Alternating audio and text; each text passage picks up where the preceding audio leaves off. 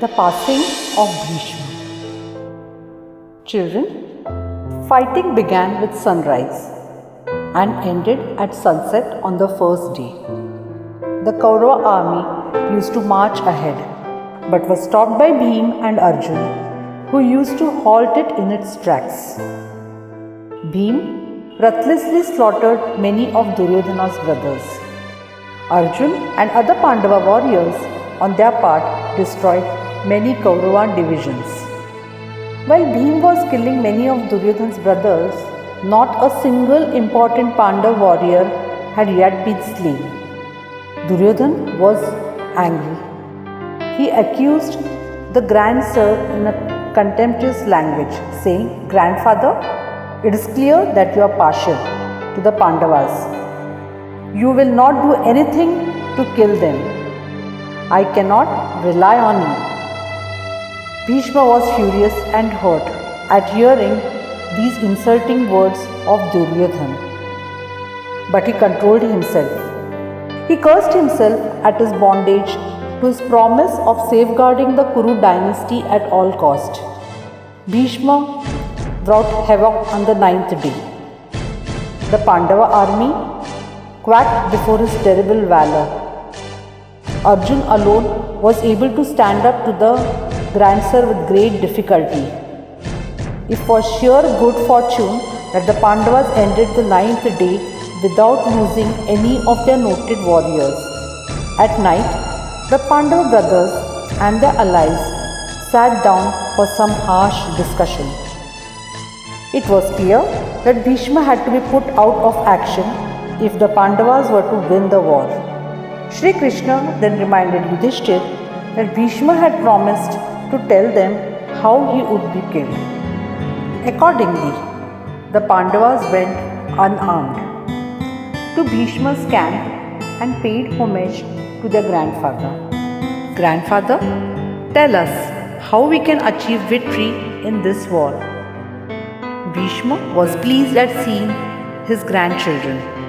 He said, "Yudhishthir, you must defeat and slay me in order to win this war. Tell Arjun to attack me, placing Shikhandi before me. I will not fight Shikhandi as he was born a woman. I can be easily overwhelmed in this manner. Yudhishthir, this is the only way you all can get rid of me." The 10th day of war dawned. According to plan, the Pandavas attacked Bhishma. The grandfather was like a furious storm, blowing away Pandava soldiers who dared to stand before him. But his mind had enough. He wanted to depart from this world. The victory of the Pandavas and destruction of Duryodhana were essential for the safety of virtue and goodness in this world. He could not stand between the Pandavas' victory. The Pandavas too furiously attacked the Kaurav foundations that stood to protect Bhishma from Shikhandi and destroyed them. Very soon, the chariots of Arjun and Shikhandi faced Bhishma's.